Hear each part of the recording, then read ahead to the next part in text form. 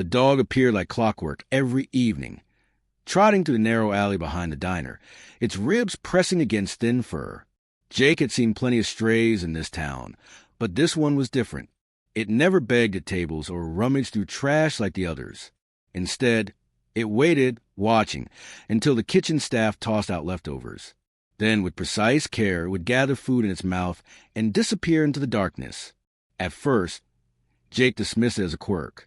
Some strays had pups to feed, and while it was unusual to see one take such deliberate care, it wasn't impossible. But then, he started noticing the pattern.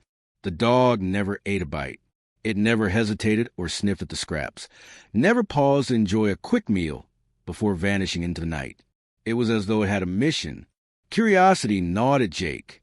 He had always been the type to notice things, an old habit from his days as a journalist.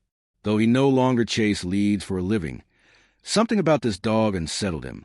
He told himself it was nothing, just an animal surviving in the only way it knew how. Yet, night after night, the same scene played out. Then came the night the dog looked straight at him. Jake had stepped outside for a smoke, leaning against the cold brick wall, half lost in thought. The dog, a wiry mix of shepherd and something smaller, emerged from the shadows, picked up its usual scraps, and turned to leave. But then it stopped, its yellow eyes locked onto his, unblinking, intense. Jake felt something shift in his chest. It wasn't fear, but it was close, an unease that pressed against his ribs.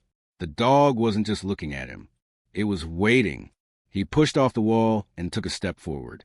The dog tensed but didn't bolt. "You wanted to follow, don't you?" Jake muttered, mostly to himself. The dog's ears flicked. Then it turned and trotted away, its tail low, its movements purposeful. Jake hesitated, then exhaled, tossing his cigarette to the ground. "Hell," he whispered. And then he followed. The dog led him to the quiet town, past shuttered shops and dim streetlights buzzing in the cold night air. It moved quickly, weaving through alleyways and deserted streets, never glancing back to see if Jake was keeping up. He did. His boots crunched over gravel as he trailed astray, his pulse thrumming against his throat. They reached the outskirts, where the town bled into tangled fields and forgotten buildings. A chain-link fence, rusted and half-collapsed, loomed ahead. Beyond it, an abandoned factory stood against the night sky, its broken windows like empty sockets. The dog squeezed through a gap in the fence with practiced ease. Jake hesitated. The place was a relic, long since gutted of anything valuable. It had once been a textile mill before shutting down years ago, now nothing but a hollow skeleton of cracked concrete and rusting metal. Kids dared each other to sneak inside. Jake had heard the rumors, the usual nonsense about vagrants, strange noises, missing pets. He slipped through the opening, his breath clouding in the cool night air.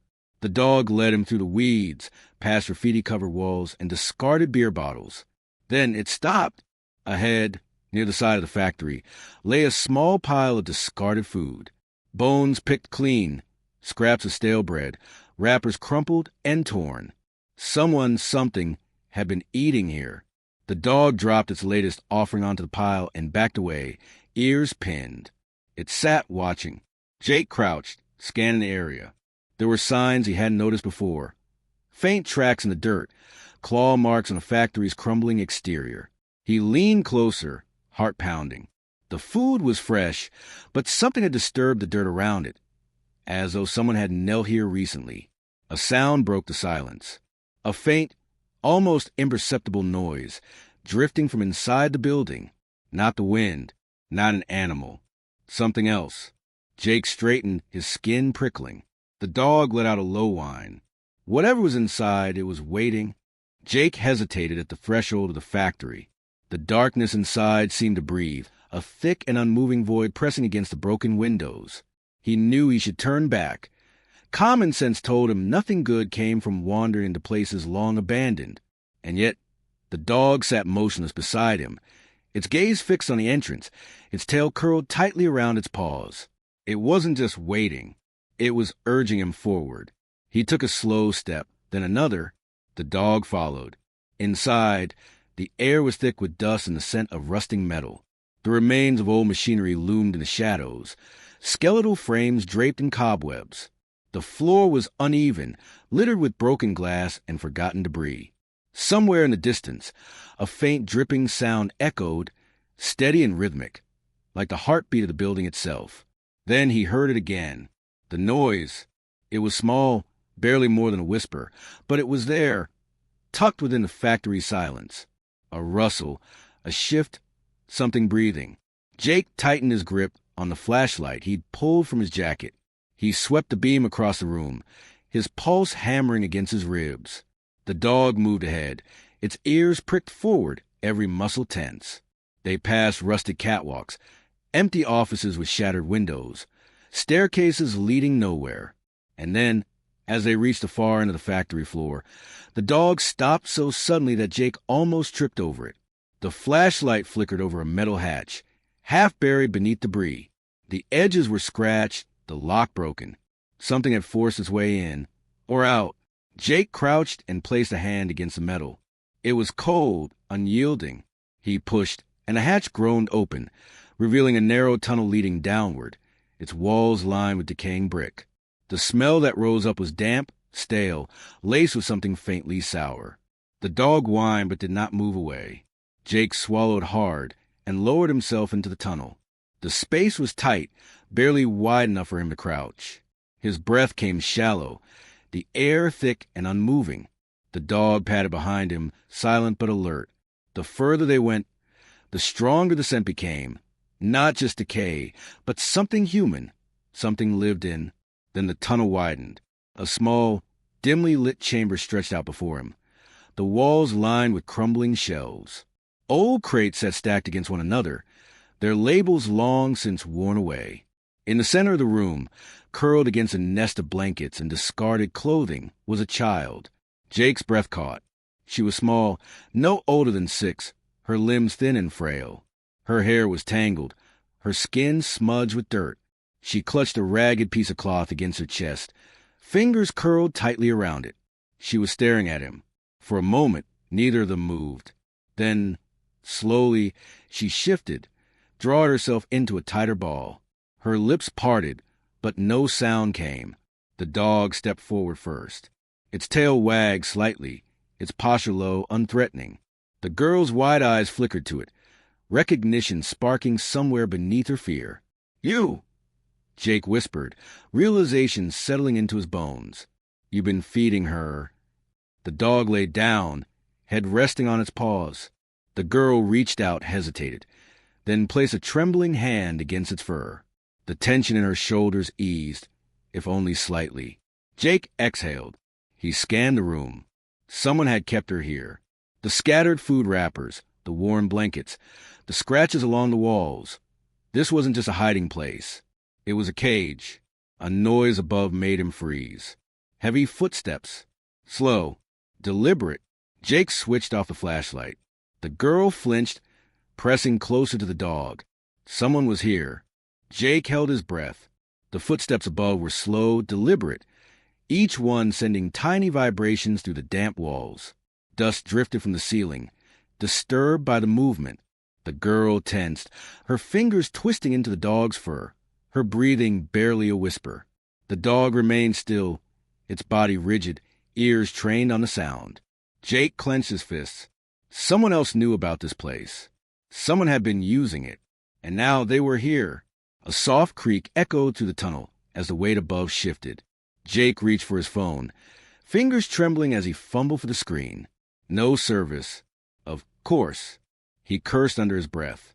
The footsteps paused, then changed direction, heading toward the metal hatch.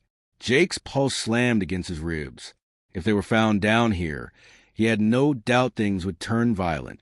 Whoever had kept this girl hidden wouldn't simply let them walk away. The dog rose to its feet, a low growl rumbling in its throat.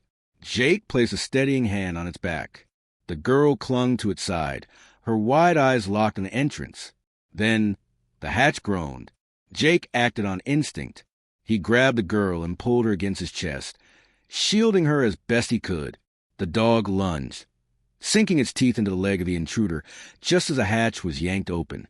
A sharp yell filled the tunnel, followed by a heavy thud as the attacker stumbled backward. Jake didn't wait. He scrambled to his feet, lifting the girl into his arms, and ran. The dog was ahead of him, leading the way through the twisting tunnel. Behind them, the man cursed, his footsteps pounding after them. The air grew colder, the scent of damp earth thick in Jake's nostrils. His legs burned, his grip on the girl tightening as he fought to keep moving. The tunnel sloped upward. Light flickered ahead, a distant opening, barely visible in the darkness. Hope surged in Jake's chest. Then something crashed behind him. A hand grabbed his jacket, yanking him backward. He twisted, trying to break free, but the grip was iron. The girl screamed. The dog snarled and lunged again, its teeth snapping inches from the attacker's face. Jake drove his elbow back hard. The man grunted, his grip loosening just enough for Jake to shove him away. He staggered forward, nearly dropping the girl as he stumbled toward the light. Fresh air hit his face. They burst out of the tunnel, spilling onto cracked pavement outside the factory. The girl gasped against his chest, her small hands gripping his shirt. Behind them, the man emerged. The dim light of the street lamp revealed him. His face twisted in fury, his clothes stained with dirt and blood. Jake recognized him instantly. A familiar figure in town. A man who should have never been here. The realization sent ice through his veins. "You should have stayed out of this," the man snarled. Jake set the girl down, stepping protectively in front of her. The dog stood beside him, its fur bristling, teeth bared. The man lunged. The dog struck first, knocking him off balance. Jake followed with a punch, years of frustration and fury behind the blow. The man staggered, but he wasn't done. His hand flashed to his belt, metal glinting in the dim light. A knife. Jake barely had time to react before the dog was on him again, teeth sinking deep into his arm. The man howled, dropping the weapon, and in that moment, Jake tackled him, pinning him to the ground. A siren wailed in the distance. The girl, she had pressed herself against the factory wall, trembling but unbroken, holding Jake's phone in her tiny hands. The police arrived in minutes. The man fought, but it was over. Officers restrained him, snapping cuffs around his wrists as he thrashed against their grip. They hauled him away, his face a mask of rage and something else, something darker. Jake turned to the girl. She stood beside the dog, her fingers resting lightly on its back. She looked up at him, her expression unreadable. "Are you hurt?" he asked. She shook her head. The paramedics checked her over, their voices gentle, their hands careful. Jake stood nearby, the dog pressed against his leg, watching as they spoke in hushed tones, as they murmured about reports of a missing girl, about the years she had been gone. She had been taken, kept here, forgotten, until a stray dog found her. Jake felt something tighten in his throat. He crouched beside the dog, running a hand through its coarse fur. "You saved her," he murmured. The dog didn't move, its eyes locked on the girl. She reached out and touched its head, her lips parting for the first time. "Good dog," she whispered. Jake swallowed hard. The officers asked him questions, voices buzzing around him. But all he could focus on was the way the girl clung to the animal, the way the dog leaned into her touch, the way, despite everything, despite the horror of what she had endured, she had found something to hold on to. The stray had never been a stray at all. It had been waiting, searching, and now it had found what it had been looking for.